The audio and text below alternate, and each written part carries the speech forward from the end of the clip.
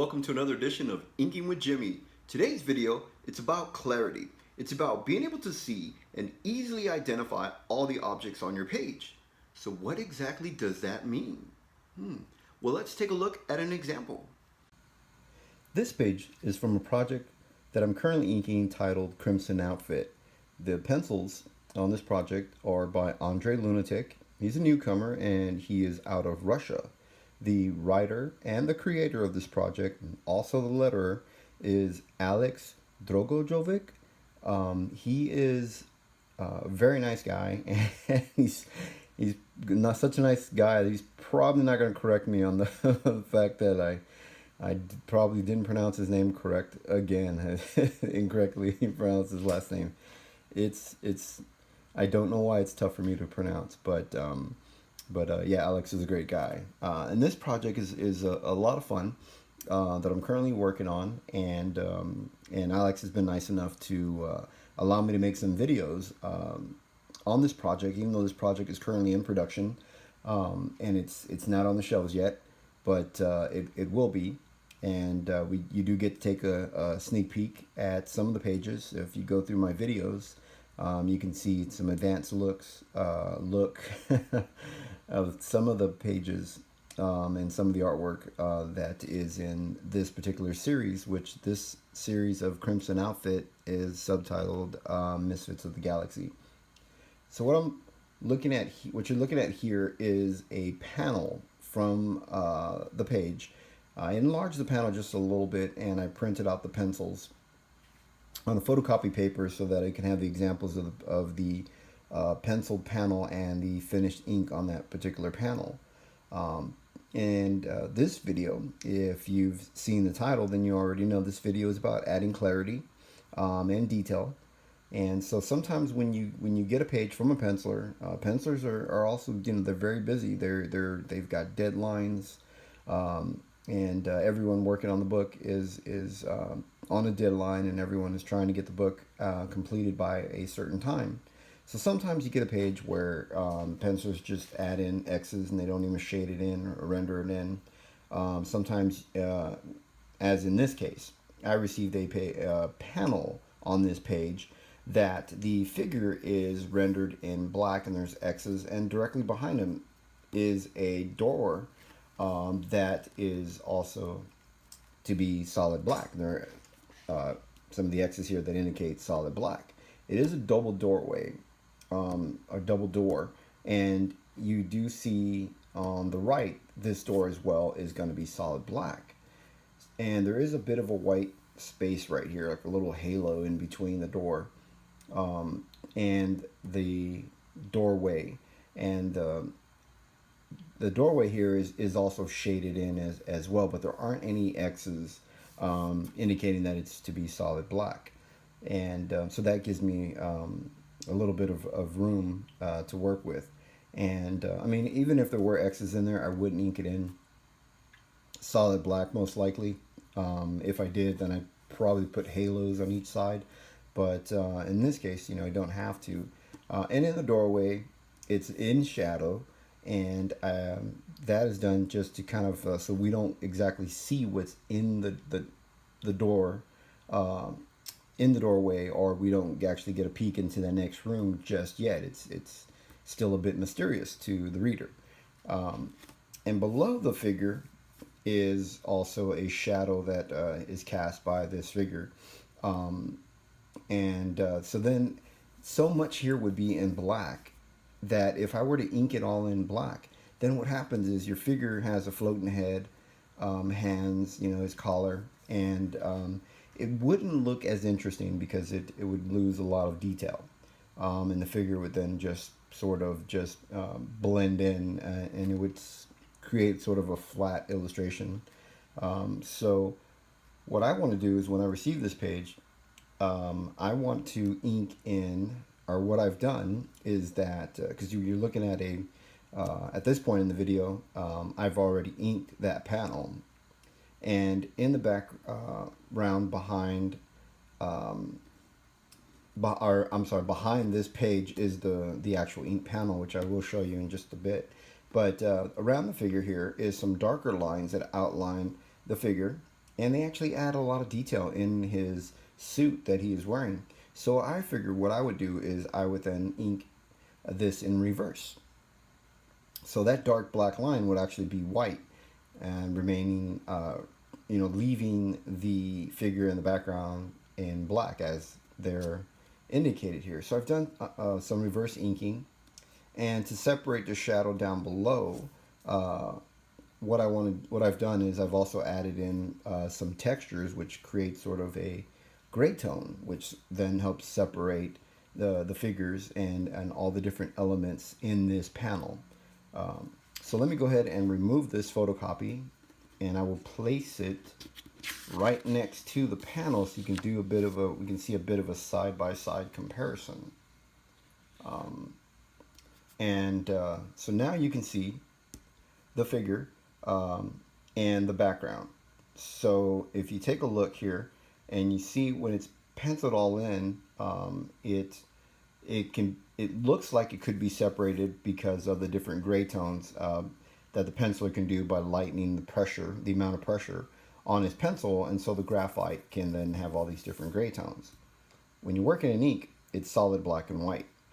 There are different tricks and techniques that we can use in order to create gray tones. Um, so when I inked this figure in the solid black, by reverse inking, I kept in the detail, in the folds and the creases, in there just enough to not completely outline him, not like a coloring book, but still keeping in the line weights and different variations, sort of as the light is hitting his suit. So you see just the bit of a outline, and still, keeping in some of that detail in there. I mentioned before the different type of gray tones and things that we could do, and in the doorway I did cross hatching, and the cross hatching is a bit curved. It is kind of an angled cross hatching, and I will bring that up closer to the camera so that you can see the gray tone, some of the reverse inking on the suit, and then by adding in the not adding in solid black, but keeping the shadow down below with these speed lines and different layers, creates this gray tone effect, and it pushes the shadow down below so that it separates the elements that are all in this panel, um, so that it didn't all blend in on here. So if you're curious to see how I ink this, and if you like to watch me as I'm inking this particular panel from start to finish, um, you can. And let's go ahead and get started, and we'll take a look at how I ink this panel on this page from start to finish. When starting on this panel, I wanted to focus on the reverse inking. So what I did was I sculpted the shape and the line weight of the line around his body, and I placed two holding lines. You can kind of see where there is an outline, and in the middle there is a gap. Rather than filling in that gap with black as I would a normal line that I would sculpt, um, instead I left it white because it was going to be inked in reverse. The left side and the right side of that gap were going to both be filled in black, so leaving that line in the middle white. So I had to use my imagination and imagine what the line looked like in white, as the way that I was leaving the gap, because that was going to be the white line over black.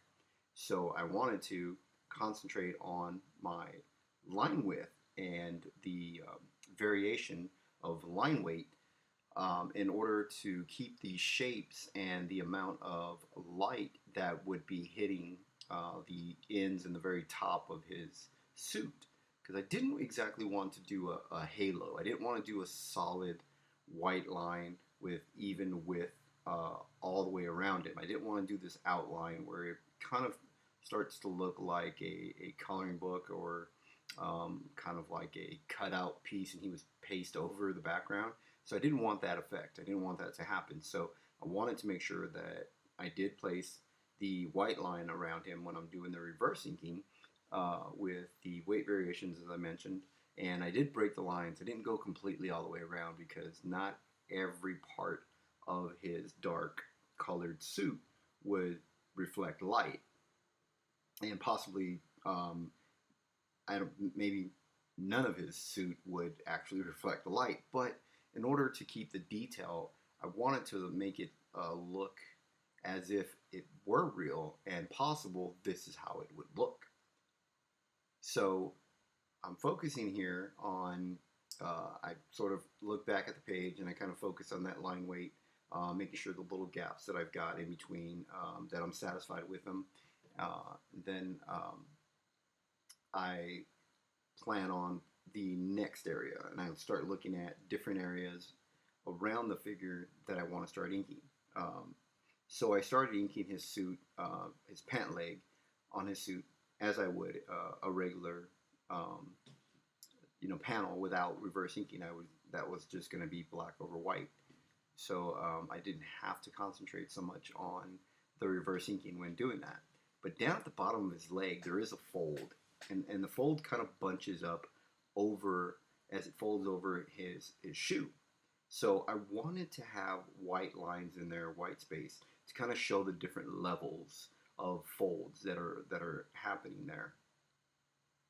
And then inside his suit, I did want to show just a little bit of white in there because I do want to show the his waist, kind of help the perspective on that. And right here, I use a denim jean to clean my nib, and sometimes fabric off the denim will get into the tip of my crow quilt, and it's like a tiny little thread, so I peel it off. Using the straight edge, I use that to guide my straight lines, and I almost always use the nib when I do straight lines, and of course using the straight edge as my guide. You can use a mechanical, I want to say pencil, mechanical pin. You can use mechanical pin or a technical pin. And it's really completely up to you what you're comfortable with and what's going to give you the type of line work that you're looking for, or the type of line work that the artwork requires. And here I'm using artist tape. Artist tape is a low adhesive tape, and it is a low adhesive masking tape is what I should actually call it. And it peels up very easily, so it doesn't peel off any of the artwork or damage the artboard. So I like to mask off the areas when I am going to do line work with the French curve. Whenever lines are going to curve a little bit, or if I do speed lines, long cross hatching or long curves, when I want to be able to throw those lines pretty quickly and not have to worry about stopping each line in the exact same spot.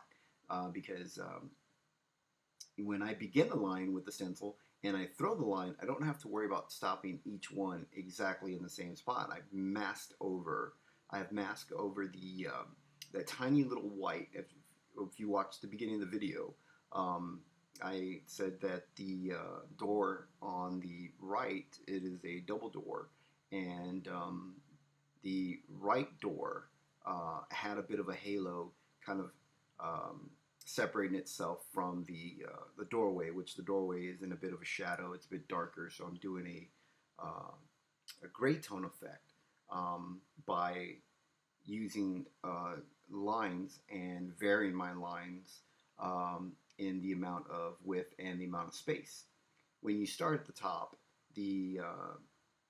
of the gradient, if you want it to go from light to dark, then your lines up top are going to be spaced just a little further apart and gradually start to come closer together as you're reaching the bottom of that gradient. And the lines down at the bottom will also thicken, and that helps create that gradient effect. And you can kind of see where it's mimicking sort of a gray tone effect by doing that, by having the white spaces in there and not filling it in solid black. So you want to let the ink dry on your first set of hatching before you go and cross hatch, because you don't want to smear any of the ink. So after it's dried, and this is Koh-i-Noor Universal ink, and the Koh-i-Noor Universal ink um, is what is used in the repeatograph tech pens. It's a small bottle that comes with the tech pens if you buy the set. Well, I buy that ink from Koh-i-Noor, and I buy the 8 fluid ounce, the large bottle, and it is a bit more of an investment. It's about $30 bottle of ink, but if you're inking professionally and doing this on a daily basis, then you going to be like me, where I've got 2 of those bottles because I want to make sure I have supplies on demand, not run out. Because if you're on deadline, you want to make sure you have all your supplies and tools to complete the project, because you don't ever want to be on deadline and then run out of supplies and then you're sitting and waiting for them to be shipped or driving around town, because that takes away time from that you can be spent on your drafting table. So you don't want to take away time from work to do that. So you want to always plan ahead. So in the cross hatching here, you can see I did the same thing where the lines are spaced further apart on the top of that panel, and as it's coming down towards the bottom, it does start to gradually become a darker, it becomes a darker shade of like a gray tone, and then it fades into a solid black. And that effect was created by the way that I spaced those lines down at the very bottom and the width of those lines as well. And I'm thinking I may actually go back and actually do a white spatter effect over that, just to kind of lighten up the middle of the doorway. But I'm not quite sure yet if I'm going to do that. That's just something that's an idea that I as I'm inking. When I first start, inking the pages, sometimes I'm not exactly sure what I'm going to do. I look at the page and I try to visualize the final ink version of the page. And it's a lot of reasons why you see me stop and I turn the page and I kind of look at it, because I try to use my mind's eye and visualize what the page will look like ink if I do this effect, or if I do that effect, or if I leave a white space here, or if I do halos. And a lot of this stuff just, it works in your mind and in your brain automatically, and it's just in the back of your brain, and that's working as you're inking. So sometimes it will change as I'm inking. I will start to ink the page and then realize, okay, well, that effect wouldn't work as well. So I'm going to try this or try that. And it's just, it's almost like sport. It's almost like the defense is based on whatever the offense does. It goes off of the offense. Then the defense changes up. So sometimes that happens. Sometimes the plan that I've got for the page, sometimes it will change once I actually go in and start inking the page. But for the most part, this particular page here, I sat down and looked at the pencils and said, okay, I think this is what this is my game plan. I think this is what's going to work. And for the most part, that's what worked for that particular panel. And as for the rest of the page at this point in the video hasn't been inked yet. But in the other panels, I've pretty much knew what I want to do in the rest of the panels. And working over Andre, and if you watch my videos before, I've mentioned a few times before, Andre being a newcomer, and I consider myself a newcomer as well. Even though I've inked about a dozen books, I consider myself still learning. I don't consider myself to be at a point or at a level where I would say that everything is learned at this point. But no, I feel that I'm still a newcomer. I'm still learning a lot. Working over different art styles. Some of the inks in the past have and the artists that I've inked are completely different to what you see now in the video. So I've had to adapt to the different art style. I started out with Dave Finch, inking his work in for my portfolio. And if you've seen on my channel, Dave Finch was very nice enough to take time out of his day, because he's extremely busy artist, and it was very nice of him to say and like the video and to mention that my inks are starting to look good over his pencils, which was an enormous amount of encouragement for me. And I consider myself to be a newcomer. I'm virtually a no one in the industry, so very very happy to have the opportunity like this to be able to work over Andre in order to make videos and inking over David Finch. And I've learned a lot inking over David Finch because he spots his blacks. He has an incredible eye for the way that he spots his black, and sometimes it feels like paint by numbers. Sometimes I just start following, where he wants his black spotted, and I go, oh, this is looking really great, and I've kind of learned something new. And then there have been times where I started inking a Batman page, and it's in one of the videos that I've got, the Batman video, where I actually felt that there was I started to grow a little bit because as I was inking it, I said, oh, even though it was penciled in solid black, I thought, oh, well, I'll break the lines up and create different textures to help separate all the elements on that particular page, which helped, in my opinion, helped add clarity. It helped everything have its own texture, which then made each element on that page identifiable and as an individual object. And it separated the elements so that it didn't all look like it would blend together. So I think it helped the eye easily identify what each element was.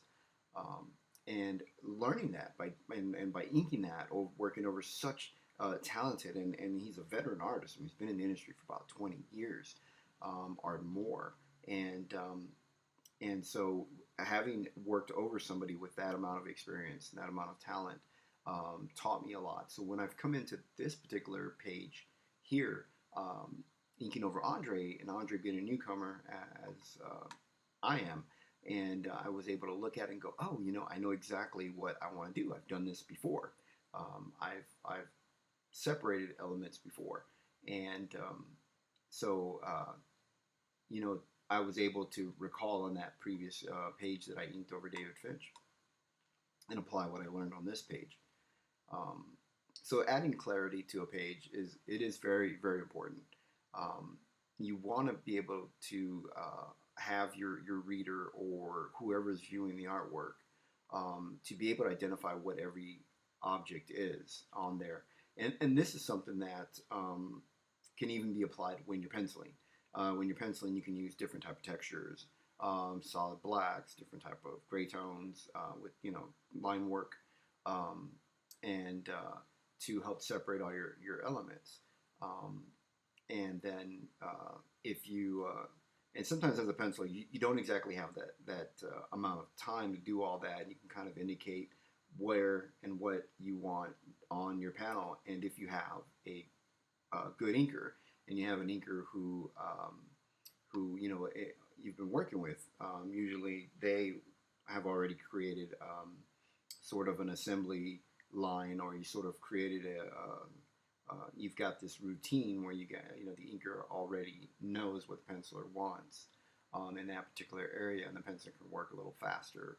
And what comes to mind is like, Jim Lee and Scott Williams, John Byrne, Terry Austin, guys that have been working, they got to work together for a very long time. And in this case here, this is my first time inking over Andre, and I believe I've inked about 12 to 14 pages of his work, not including his covers and things like that, and different little promos. And then we did some little side stuff where he did a Batman and Violator piece, and those are in the very beginning when I first, before landing this particular project with him, or before I was invited to come into his project and work on this with him. We did a few sort of tryout pages and stuff, and he was very happy with it. Man, it was a style that wasn't very difficult for me to adapt to. It was I love all the type of bleeds and things like that that are in on this particular page in the style that both David Finch and Andre do.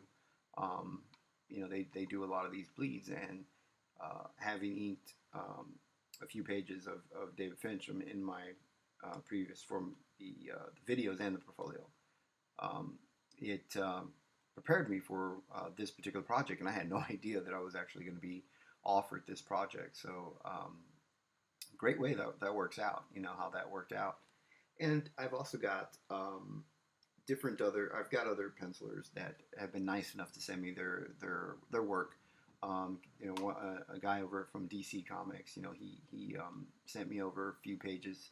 So I'm going to make a video and ink some of his work. And show how I can adapt to his style. His style is very, very similar to Greg Capullo, and Greg Capullo is most known for, I'm sure you already know who Greg Capullo is, but if you don't, for those watching the video who may not be in the comic industry or readers, Greg Capullo is known for working on a character called Spawn, and currently I believe he's working on Batman. He's an incredible artist. I believe he's been in the industry for about 30 years or so. He's very, very talented. His style is a little bit like Todd McFarlane, but it is it's got his own version of that, and it's beautiful artwork. And I actually inked a Batman cover that he had penciled. I believe it may have been Batman #1. That back when it was originally inked by Jonathan Glapion, but I inked it from our portfolio.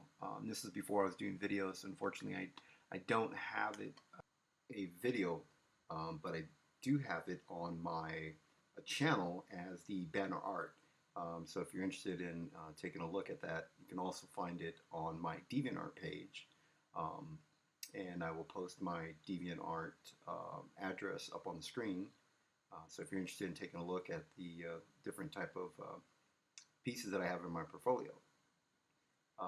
But going back to the video here, I wanted to make a video based on clarity, because I believe that clarity and being able to add in detail and making each item identifiable is very, very important. You want to be able to help improve the artwork as much as you can. And you have to work with what the penciler has given you. So you don't have complete control of, making sure that each element on the page is completely identifiable. I mean, you have to work with what the penciler has placed on the page. But going off based on what they have placed on the page, you want to be able to assist the penciler and be able to help improve the artwork, or to keep the artwork quality, and by doing so. And so learning how to use different tools, learning how to add different type of textures, different type of effects, that will help you separate items or elements on the panel, because not everything is going to have the same type of texture or the same type of effect on it. Because if they did, everything was rendered the same way, then it would all just blend in to one just blob or something. It would all just blur together. And you really want to help the eye, the reader's eye, be able to focus on what's important on the panel, and to be able to separate. So as an inker, a lot of times you don't have the script, and if it's a particular story that you've never read before, then you most likely don't know the story. You don't know what who's important on as far as characters. And sometimes you get pages out of order. Sometimes you are inking a full book. You're given a few pages out of a book, and you have to be able to assist. So you kind of have to be able to just use your own eye, and figure out what's important on that panel or in that page, as that page as an individual page, that page as a whole, and looking at that page and go, okay, I want to make sure that this is important, and that's that may be important. I want to go ahead and ink those things. And also, you don't really know where the word balloons are going to go because you don't know the script. So there could be some sound effects, there could be different things that will cover up the line work or the line art that you've done. And so that could be, time that could be wasted. You could, be spending a lot of time on something and then it's covered up by a word balloon. So um, it's kind of a guessing game at sometimes. Um, Speaking of textures here, I switched over to a brush because the brush, the Kolinsky sable on the end of that brush, which is the hair on the end of the brush, is extremely flexible. If you've never used a brush before, the brush is it's very flexible, um, and this is a size 2 round brush. And the reason that I'm using that to do ink what is the hair, if you can see on the figure at the very bottom of that panel, doesn't have a helmet on, or he doesn't have a mask on his head. His hair is exposed. So I wanted to go ahead and use that brush because then with that brush, it could give me these lines that I don't know how else to identify them. I call them. I can kind of like wisp these lines. I just kind of like throw down these lines pretty quickly. Let me try to explain it better than that. So when I apply the amount of pressure with the brush, I am laying down, applying very little pressure at the very tip, and then quickly I will throw that line, kind of dragging my hand in a downward motion very quickly and applying pressure. And it is a very short stroke. It is throwing that line very quickly. It's a very short length of for line work there, and I kind of just like kind of whisk that line real quick. And I'm trying to create the different levels of hair. Not painting in or inking in each individual strand because there are, and depending on the color of hair, there are large areas that I've inked here in black to indicate that there is less light there. Um, and so I'm leaving just a little bit of white space in between some of the black, just to kind of show where there's individual strands of hair or different little areas of hair that may be elevated or lifted a little bit, and the light is just catching that little area. So you don't want to ink it in completely solid black. By leaving those white gaps in there, it helps with the type of where the light is casting, and it almost makes it look like there's more detail into that. And really, it was done very quickly with the brush. And inking it in one side in one direction, and then I kind of rotate and kind of ink in a bit of a different direction just to kind of show the hair isn't completely neat, or it isn't all folded over and combed over to one direction. Um, Especially if these guys are, moving around and they're walking around throughout this facility or building that they're in. The hair, is going to move. And so some of that strands of hair could be, going in a different direction. So I thought that was just a little extra kind of detail and things I just keep in my mind. And a lot of this, even though I'm not penciling this page, this was penciled by someone else. And even though I'm the inker on this, I am drawing from a lot of reference from life. I do study a lot of wherever I'm at. I often will look at person's hair, look at my own hair, and I just kind of look at the way the light hits your hair, or the way there's different type of folds in the hair, and different type of looks that kind of different type of textures of hair and stuff like that. So I'm able to use that information when I'm inking. I would draw from memory and be able to kind of like it's a storage file, and I just kind of pull that up, and I use that when I'm inking, and I try to recreate what I remember hair to be like. So I always pay attention to things like that, and that's something that I would recommend doing, even if you're not a penciler, even if you're an inker. You still want to do that. You still want to pay attention to the different type of textures, because you are going to ink different textures um, throughout pages. So in the white little area on his hair, there's more light hitting that part of his head, because his head is not flat; it's a round or oval shaped. And so I threw in just very little thin black lines over that white spot because those are the hair that's the hair that is lifted and just sort of catching the light, or that's the hair that is embossed and not catching light, just to show that hair is different levels, and it's not all completely flat on his head. So at this point here, the line work for most part of the panel is completed. So now that I have my brush and I have the brush out that I was inking the hair, figured the tool is already out, might as well keep the rhythm going. And I start spotting the little black that is on the figures, and start completing that. And that's kind of getting myself into rhythm, and inking in, just kind of getting some of the details going, and I've gotten my hand adjusted to the brush, and just keeping that rhythm going. And then I will move on to the large black area, which is going to be the doorway, and then inking in the figure where the main figure that needs to be separated from that black background because he's wearing a black suit, or a dark color suit, but it's going to be inked in solid black.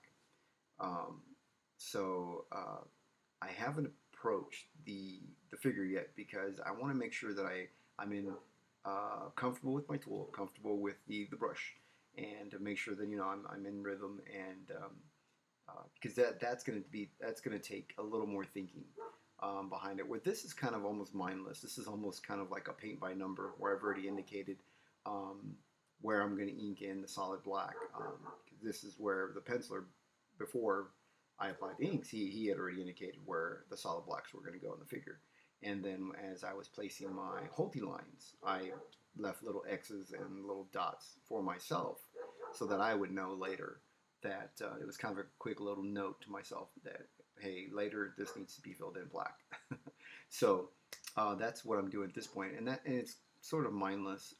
I do at some areas like this, like where it's a slower stroke, that's just to control the brush. If you move the brush a little quicker, it's a little bit wilder, it's a little harder to control. So by going slow, I was able to control the brush and where getting closer to the holding line. Now you can see where I am filling in the figure.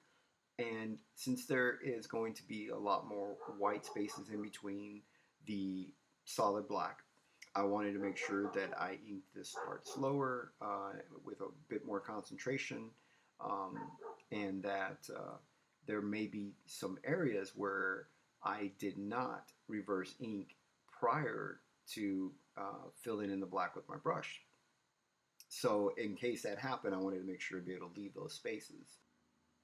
Now we have a side-by-side comparison, and now you're about to see the final version where it's completed, and the previous version with the pencils that I've had to work with.